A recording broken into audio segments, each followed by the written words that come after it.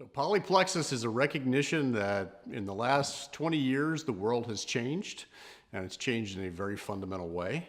Information is flowing faster and more easily than it ever has. It's a global information exchange now, and Polyplexus is DARPA's attempt to take advantage of that information flow to do our job better. And what Polyplexus is attempting to do is to enable information exchange across wide ranges of disciplines, ultimately resulting in better ideas and better proposals that the National Science Foundation and DARPA and other government agencies can actually fund and keep new science emerging.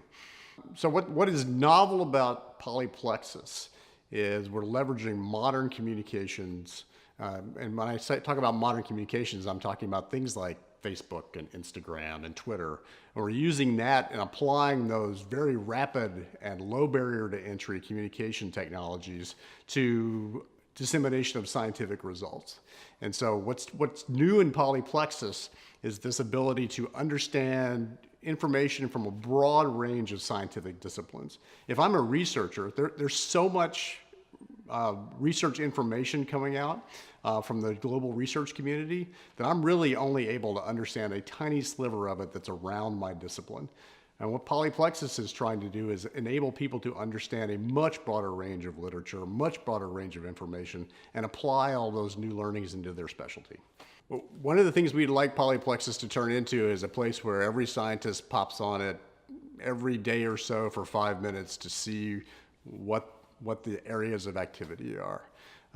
And in that sense, you know, it's almost like a news feed, right? But it's going to be the broadest news feed you can possibly find. It's going to be the most current news feed you can possibly find. We feel that Polyplexus is a game changer because many of the breakthroughs that you see in science and technology are the result of disparate disciplines sort of grinding together and exchanging DNA, if you will, and both disciplines become better. That becomes harder and harder as we end up with more and more disciplines, which is what's happening in the scientific world. One of the key foundational elements of Polyplexus is what we're calling the micropublication.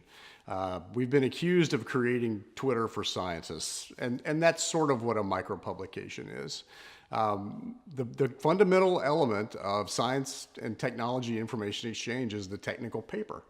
And technical papers are thousands of words long. They take a long time to write. They also take a long time to read and understand. And so what we're trying to do with the micropublication is to get authors of technical papers to tell the world what they should know from their research, reduce their paper to a few interesting and compelling statements about what everyone else should know from their research, and share that information in a very quick and efficient way. Those little bits of information are micropublications. Micropublications are very short. We actually have two types. There's an evidence micropublication, which are things that we think are fact based upon previous research. Those are 200 characters long, so it's a very tweet-like structure. They're different than tweets, though, because every evidence micropublication is actually backed up by a technical reference, which is a scientific paper or a thesis or a dissertation. And so they have some rigor attached to them, but they're also very short and sweet. The second type of micropublication, which is my favorite micropublication, is the conjecture micropublication. And in a conjecture micropublication, you take two pieces of evidence and you express an opinion about what those two pieces of evidence might lead to if they were put together.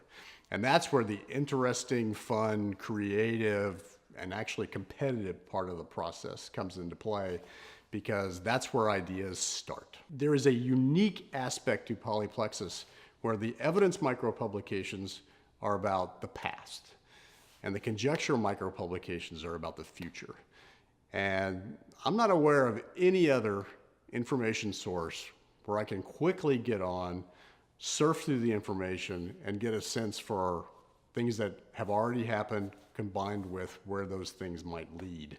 And that really is the core value proposition for both scientists and organizations funding science that Polyplexus offers. My favorite micropubs on Polyplexus is actually a series of micropubs where a group of social scientists have been interacting with a group of cybersecurity professionals.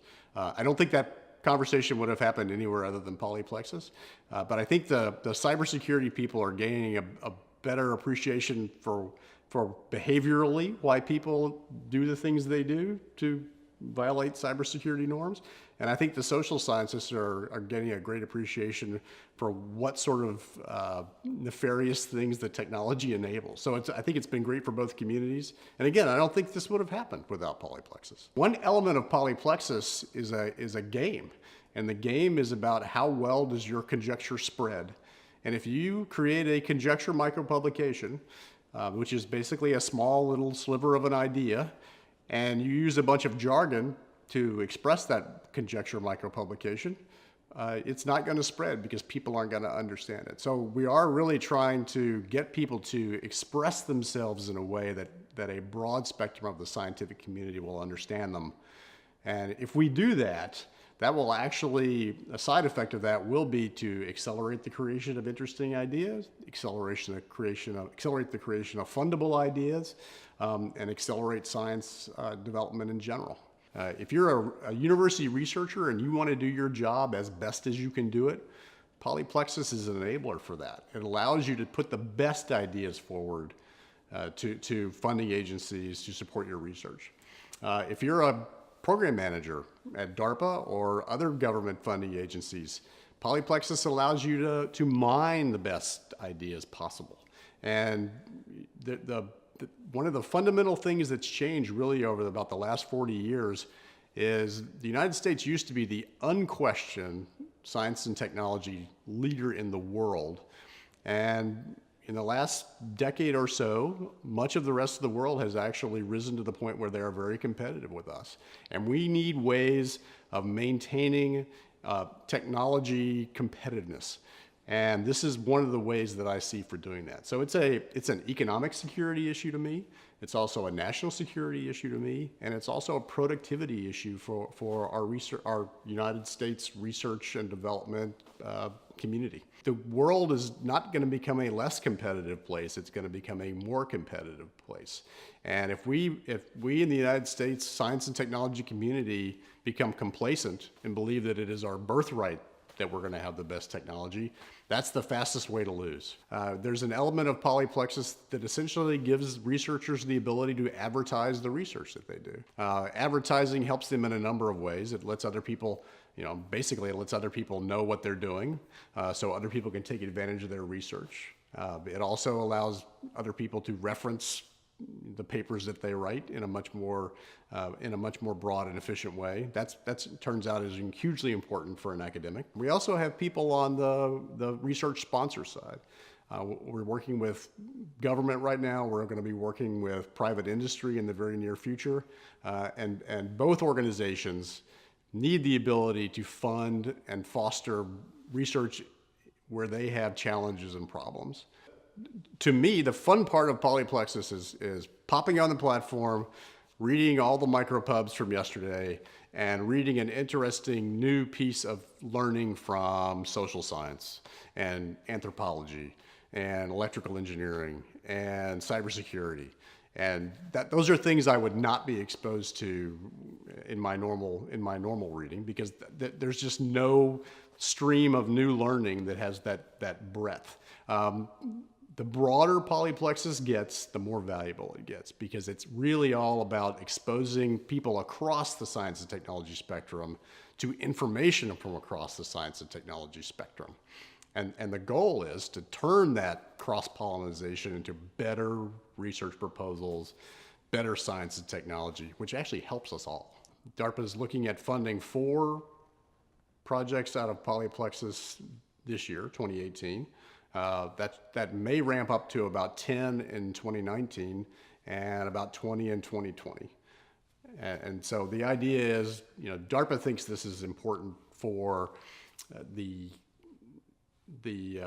competitiveness of the national science and technology enterprise, and so they want to sort of accelerate the process of acceptance of the platform over the next 3 years. Today, a researcher creates a single proposal and sends it to a single sponsor and gets a single decision based upon that proposal. What we'd really like to achieve in Polyplexus is a researcher could come pursue an idea and get it in front of many sponsors and hopefully vastly increase the probability of that research getting funded. Access to Polyplexus ultimately is going to be public.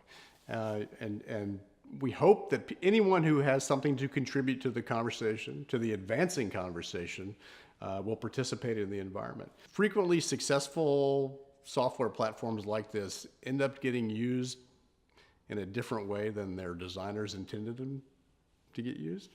I'm really fascinated by the thought of seeing where Polyplexus is going to go, because I think it's absolutely unique, it's really valuable, and I'm interested in finding out who it's going to be ultimately really valuable to.